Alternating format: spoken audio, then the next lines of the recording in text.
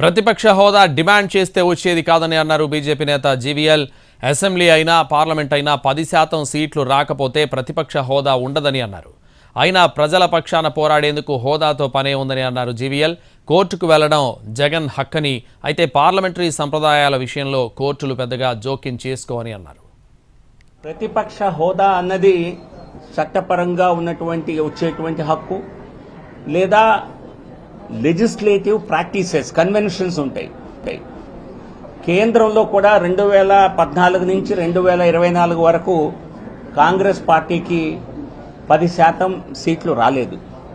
దాని కారణంగా ప్రతిపక్ష హోదా కాంగ్రెస్ పార్టీకి కూడా దక్కలేదు.